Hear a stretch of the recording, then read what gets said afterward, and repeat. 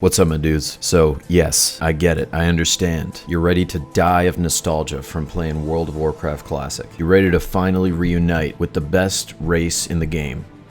Dwarves. Yes, we are going to be talking about how you can prepare for World of Warcraft Classic. This video is going to be a bit of a long one, so sit back and relax, get some snacks ready, and let's do this. The first part to this, we have character customization. Now this pertains to faction, race, gender, class, look, and name. You know, depending on which faction you end up picking, you could be experiencing a whole different side to the entire game. You will almost undoubtedly hate the other faction, simply and especially if you are going onto a PvP server. It will not be difficult for you to find gankers along the way. Although I would assume at the beginning during launch, the main problem you're going to be facing is competition with people in your own faction, just simply trying to get quests done or killing mobs, whatever it might be. Also, depending on the faction you choose will also depend on whether or not you'll be able to play a paladin or a shaman on your respective faction. So essentially, your first choice in the game experience of WoW Classic will really have a major impact. Now this also goes for retail in some respect, of course, but the fact that you don't have as much balance as you might in retail with classic WoW, and the fact that each faction kind of in that sense has their own personality and responds to different like raid mechanics, for example, differently, or has to in that regard. That would be why choosing your faction in classic WoW would really make such a difference. Choosing your race can also be kind of instrumental, you know, depending on whether you want to start role-playing or assume a certain look, or if you want to min-max, there are certain racials that can really push you forward, especially if you're playing the priest, like dwarf priests, you know, they get that fear ward, as I'm sure you guys know. Also, you'll have gender as a choice. This really makes no difference. It's really up to you. This kind of ties in with looks as well, which we'll get into, but first, class. There are some players who are just sure that they are going to play a certain class and are not going to stray from it. They're going to put everything they have into that class, but then there are other people who are not so sure, so I totally understand that. I have a video where I talk about, you know, the different kind of classes you can choose if you're trying to be a healer. I will be coming out with more videos in that regard, as far as if you want to be a DPS class or if you want to tank, for example, which isn't going to be a difficult video. I mean, if you want to tank, you should probably be a warrior. So I would recommend, when it comes to looks, especially if you're playing a dwarf, make sure that when you're customizing your dwarf, choose the short beard first, change the face so that the teeth aren't showing unless you really like that face for any weird reason, and then pick the beard that you want. I only mention this because there are some helmets that when you put them on, it kind of trims your beard as a dwarf, and it shows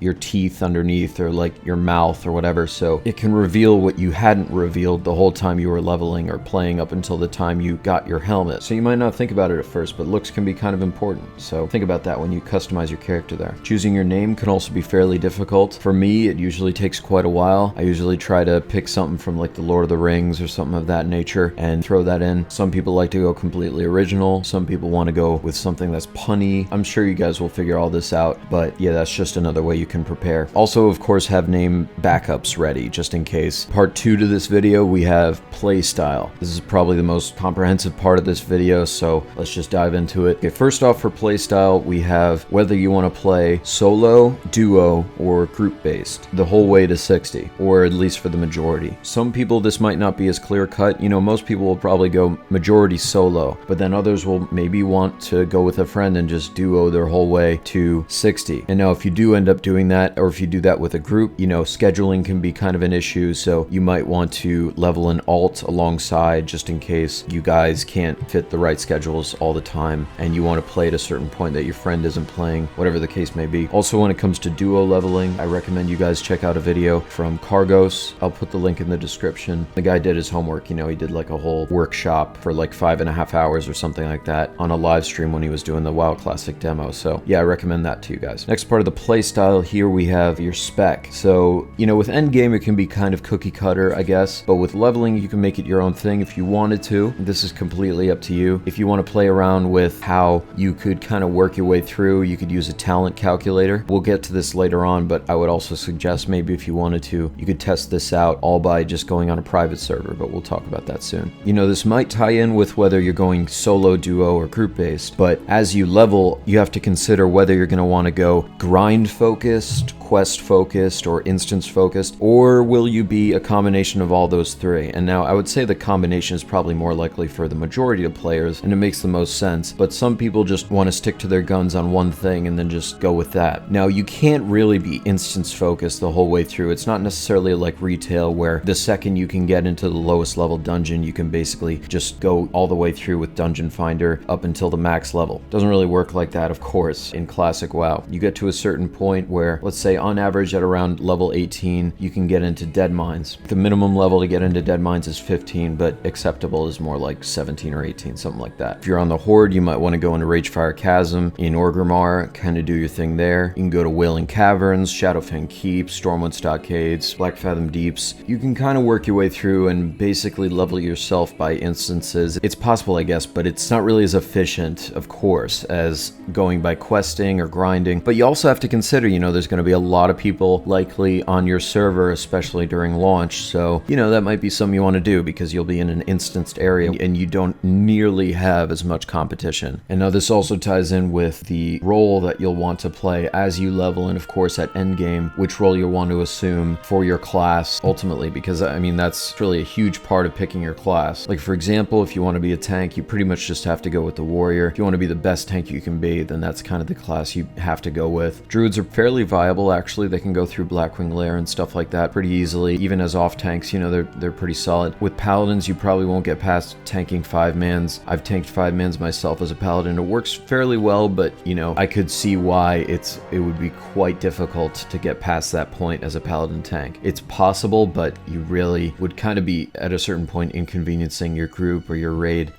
just because you don't have a taunt, and that's just kind of the problem there. Now, if you want to be a healer, you could choose the druid, the shaman, priest, paladin. All are really great choices. Again, in the description, I have a link to a video where I talk about why you might choose a certain class over another for healing. I don't want to go too in depth. I will in the future with other videos, so stay tuned for that. Also, you want to consider, as far as your playstyle in the game, whether you're going to be playing casually, moderately, or on a kind of hardcore basis. We'll get more in depth with this as far as time management is concerned later in this video, but you know, for now, I have to say, if you're going to be playing casually, it's not possible for you to be the best player or get the best gear or anything like that. Most guilds will expect you to be raiding at least at endgame when you hit 60, which by the way is very hard to do if you're playing casually as well. But if you hit 60, yeah, most guilds will expect you to raid at least twice a week, and then you might be bumping up the intensity based on how many consumables you're going to be needing for said raids. You can play World of Warcraft Classic casually, that's for damn sure. I would say you can have a lot of fun in PvP. That's something you could really get into. PvE, on the other hand, is not so easy, so that's something to consider, guys. This also ties in with leveling speed. Again, especially during launch with all the people, you got to be starting to consider how you're going to be getting through as fast as possible. Choosing the right class can actually influence this quite a bit. If you pick a hunter, druid, warlock, mage, you know, those are probably the top tier leveling classes, so yeah, that can really influence your leveling speed. Mobility is a huge thing. I mean, you're running on your feet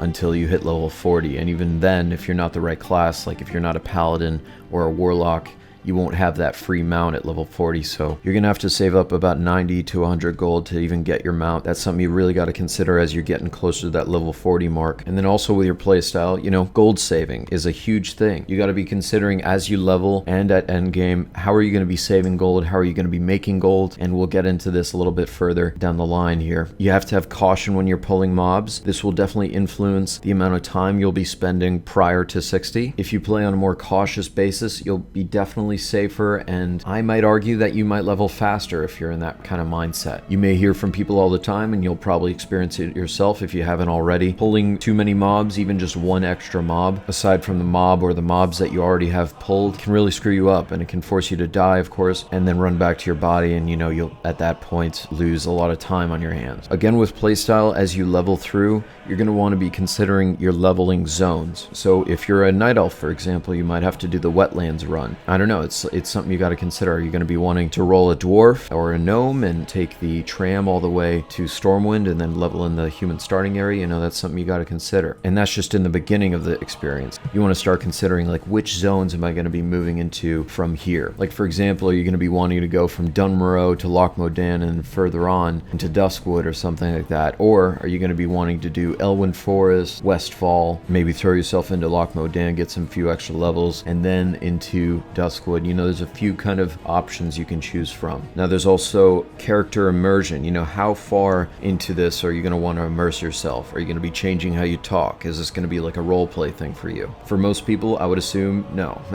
But maybe you should be preparing yourself for people that will role play quite a bit, especially if you go to Goldshire. There's some weirdos out there. So, okay, third part to this video is gear and profession progression. As you level, this kind of ties in with whether or not you're going to be doing instance runs and the types of quests you pick, and whether or not you do class quests, which will probably be an essential thing. Like as a paladin, when I hit the level requirement, I often try to do the Test of Righteousness quest to get the Varigan's Fist two-handed mace, because it makes such a difference as I level. Yeah, so there's different types of things you have to expect that you're going to have to do for your respective class to get not only certain abilities, but of course, certain pieces of gear. And now I would definitely recommend to run instances with their respective quests to get that extra XP, because when you do so, you increase the chances of getting some nice pieces that you can bring along with you and really help you throughout the questing experience as a whole when you're not running instances. Choosing the right professions can be a big deal. I would recommend going with skinning and then maybe like a gathering profession to help you with your gold production. You know, depending on which profession you might want at end game, you might want to consider which gathering professions or whatever you might want as you level. Now, I'd also say for everyone to get first aid. Yes, even healers should get first aid. And I say that because in the middle of a fight, if you're a healer in an instance, if you run out of mana, yes, you can use first aid, because oftentimes, you know, hopefully with the right tank and everything, you're not being attacked. So, you know, if you're a paladin, you can bubble up, and even when you're attacked, your first aid isn't interrupted. You could still use first aid when you're in that immune bubble. When I have a warlock in the group, they just constantly life tap. So I don't want to waste all my mana just because a warlock is too lazy to drink. So really important profession there, guys. Cooking alongside fishing, of course, can help you get some nice well-fed buffs and stuff like that. So that's something to consider as well. Fourth part here is whether or not you're going to be bringing in real-life friends. Again, that ties in with what I was talking about before with your playstyle as far as duo leveling or group-based leveling. Are you going to be doing that? And then, of course, you're probably going to be wanting to run instances with your friends and potentially make guilds or join guilds together. Depending on which classes your friends want to play, that could also influence the classes you'll want to play yourself. You know, if you have a group of 5 friends, you're going to be wanting to cover all of the roles, like, you know, 1 tank, 1 healer, 3 DPS. Whether or not you have real friends coming in, this ties into the next part of the video, which is you pretty much have to make friends in this game as you level or at end game, whatever the case might be. You know, your reputation is actually pretty important in WoW Classic. Again, the community, like everyone says, is probably the #1 thing of this game, and it's a huge part as to why people still play. So if you're not attached to the community in any way, if you don't have ties with it, especially if you have a bad reputation with the community, then that can really hinder your experience playing WoW Classic. So really consider making friends along the way and being courteous to people, things of that nature. Of course, you can have your selfish moments, but you just got to be selective with that kind of stuff. Now, like we were saying before, with casual, moderate, hardcore playstyle, depending on what you want, this ties in with time management. And that's the next part here. Now, I made this a part by itself because I think it's so important, the fact that Classic WoW has the potential to just take up all of your time. Depending on whether you work, you go to school, whatever the case might be, it can really soak up your life.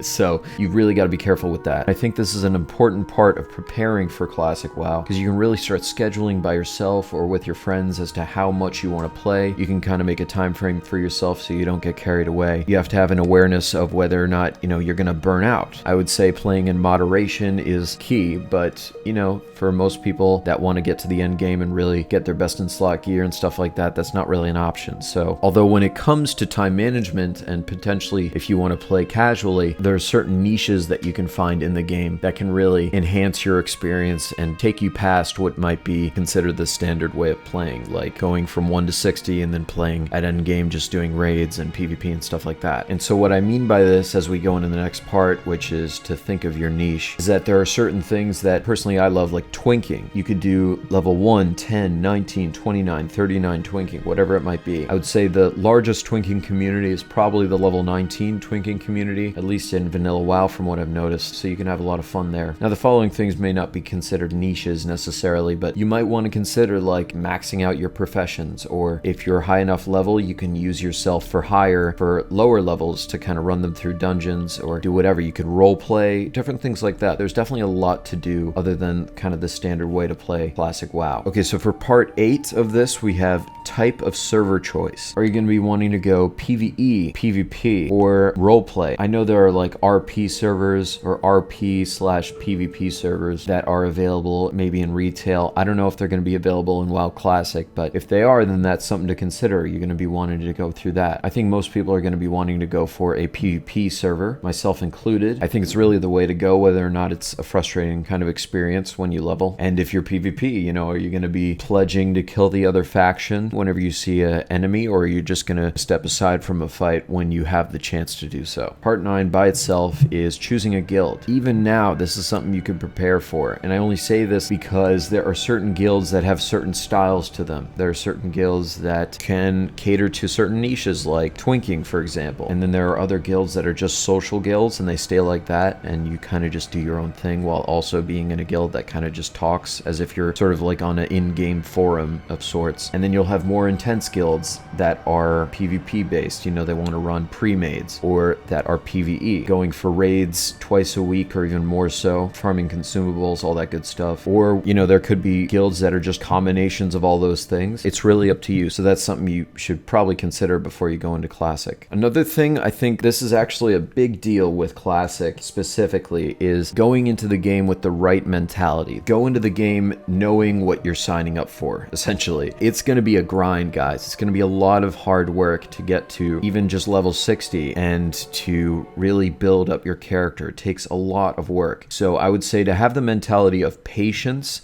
and also a sense of optimism is key. And to also be quite friendly is a big deal. You want to have that kind of mentality. I would recommend, I mean, you probably don't want to be that guy who just all the time declines group invitations and things of that nature, or just never wants to go to an instance or something, because you're not building relationships and you're not having that right mentality, I think, that will kind of carry you through and make you like the best of the best player you can be. Now, that's all up to you. That's, again, according to your playstyle. People get through the game well enough, I would say, with kind of like a lonely kind of mentality. That's a thing that you can do. But I would say, as far as your mentality, you probably want to roll with a more friendly, engaging, and patient, most importantly, mentality. Part 11, this is a quick one. Just play on a private server. To cover everything we already talked about, I would say private server playing is a huge thing. You can go on the Lights Hope server and play on the Northdale realm. That's where I'm currently playing anyways. I know that at any given point, it's going to have at least 6,500 players roughly. At peak times, it might have 10,000 or more. So yeah, tons of people are already playing on private servers, getting themselves prepared. Probably most people are just not doing it because they don't want to waste their time, is what they would consider it being, just playing private servers just to have to then re-roll and start from one again. But it's all up to you. I would consider going on a private server right now as kind of like a warm-up, you know? Gets you familiarized with your class, with your character, race, whatever. Really, it can honestly very much so help with whether or not you're going to be wanting to roll that certain class that you're testing out, or